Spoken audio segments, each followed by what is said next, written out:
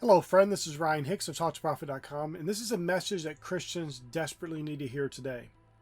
The world has this notion, and it has purely affected the professing Christian church, and it's that we are to live for happiness. Now, how this gets interpreted and put into action is, for most people, it means living for entertainment. Sporting events, movies, video games, social media, even fiction books, comics, magazines, just all kinds of forms of entertainment are seen to be the purpose in existence. Now, people don't lay it out like that because that sounds foolish, obviously. But in practice, that's what you see. What do? They go work some job they hate, and they rush home. The first thing they do is turn on their video game or turn on their social media or do something. Even when they're at work, they're on social media or playing video games, and they're just living to be entertained. But I have to tell you, this thing is very important, and especially for men, because if men adapt this mentality of happiness, and the important thing to note is that happiness is a choice. You make every day choosing to be happy or not. But when you're told by the world that your happiness comes from entertainment, not from work, your happiness comes from watching that latest movie or playing that newest video game or scrolling social media, you're never going to find happiness because those things are never ending. There's always some new video game, there's always some new movie, there's always another social media post, and so it never ends. And in life, there will be trials and tribulations. Jesus said, "He that endures to the end shall be saved." But we have to recognize that doesn't mean our life is miserable. But we can't live for what the world calls happiness. Happiness is a choice that we make and decide for ourselves how we're going to live, how we're going to view the day, how is our attitude going to be throughout the day. It's all on us, all our choice. If you're missing that latest video that you want to watch, and that is where you derive your happiness from because that's what the world has told you, then yeah, you're not going to be very happy. Or you're always going to be looking for the end of the day after your work so you can now go do the things that really make you happy.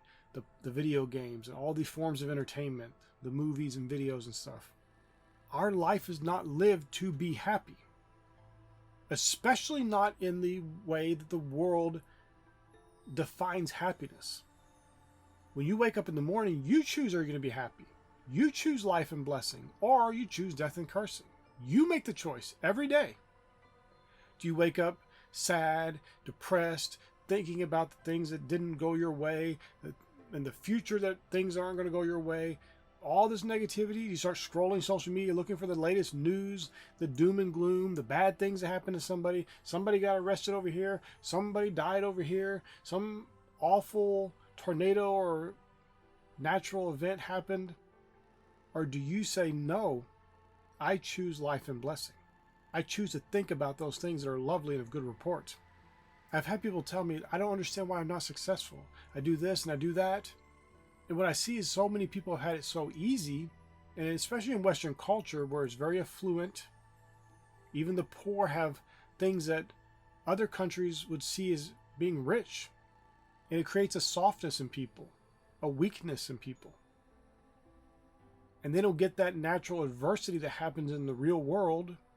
Or when they do butt up against some adversity, they shrink. They fade away.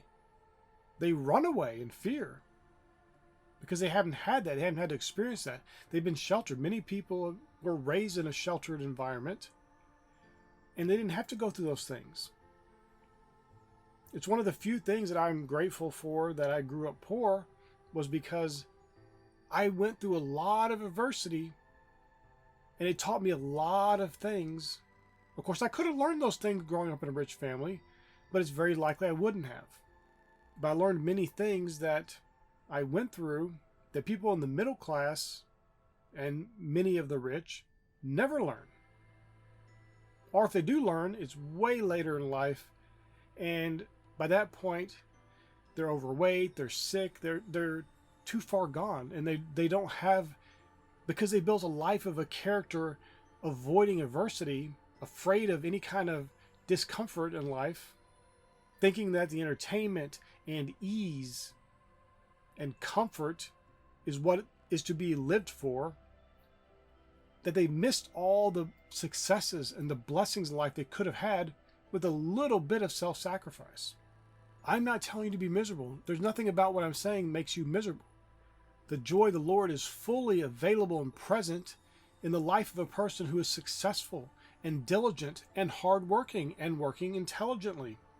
But I must emphasize that seeking happiness in the world's mentality, the world's entertainment, in comfort, in ease. And of course, we don't want to have awful, miserable, suffering lives. But many people, through their seeking of happiness and entertainment and comfort, even if it's food, people eat too much because they're just trying to get some comfort from their food. All these things to avoid adversity, all these things to make a pseudo happiness in their lives that is coming from external things and not a choice within, it doesn't make them happy. It's fake, it's fleeting, it doesn't withstand the test of time.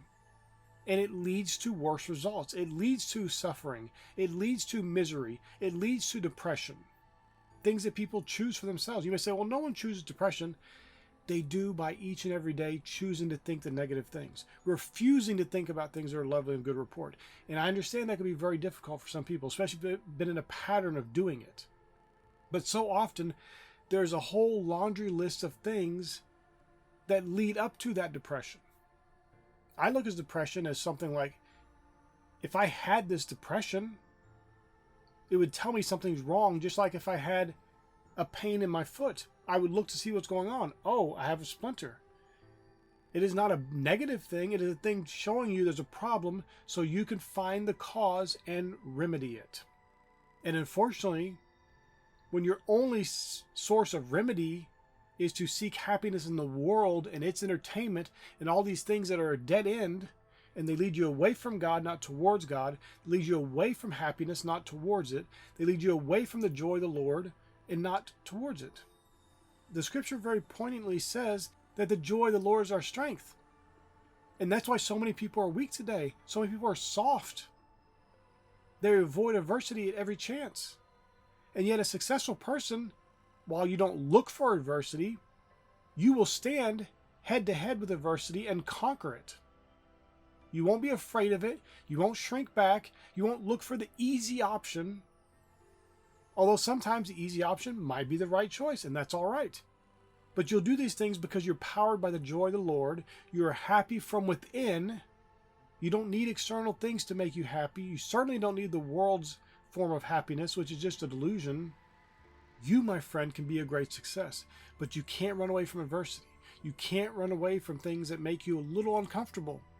The average person's life in the Western world today is so coddled, so weak, so soft, so effeminate, so lacking in every way that they do not get the good things of God in their lives because they aren't capable of receiving it. They don't have the capacity because they are so adverse to even the slightest bit of self-denial, even the slightest bit of discomfort.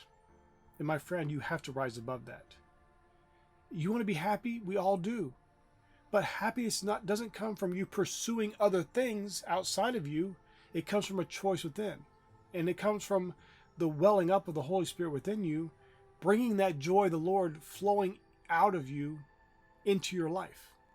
And the way you do that each and every day is by choosing it, literally choosing it, literally choosing happiness, literally choosing to be overjoyed, literally choosing life and blessing each day when you start the day. Then, as you go throughout the day, you choose, choice you're making, you choose to think about only things that are lovely and of good report, following Philippians 4:8. Because if you don't do that, you can't blame God, you can't even blame the devil, you can't blame your boss, you can't blame your coworkers, you can't blame your children, you can't blame your spouse, you can't blame whoever you want to blame. When you are making the conscious choice to not focus on the things that you are commanded to think about, the things that are lovely and of good report, when you choose to think about things that are negative and ugly and evil and despicable and worldly, That is your choice, and the results you get in life are your choice. You choose them. You can say you didn't want those bad things to happen to you, but you made the choice. You made the choice in your thought life, and that led to the results you get. If you go out and plant an apple seed and you go whining every day because why do I have orange trees growing? Because you didn't plant the seed you wanted. And if you want a good life, you want to have good, peaceful, joyful, happy life in the Lord Jesus Christ, you must choose to think about those things that are lovely and of good report, and watch as the blessing of the Lord overflows into your life, each and every day of your life, each and every way of your life, all aspects of your life. Watch as your life becomes one of true happiness, not derived from entertainment, not derived from being lazy, not derived from comfort and things of the world, but derived from the peace of God which passes all understanding within you, because you're doing the things you need to do, focusing on the things you need to focus on, the things that are lovely and good report, and you are blessed and highly favored of the Lord. My friend, I pray this is a blessing for you. May God bless you richly.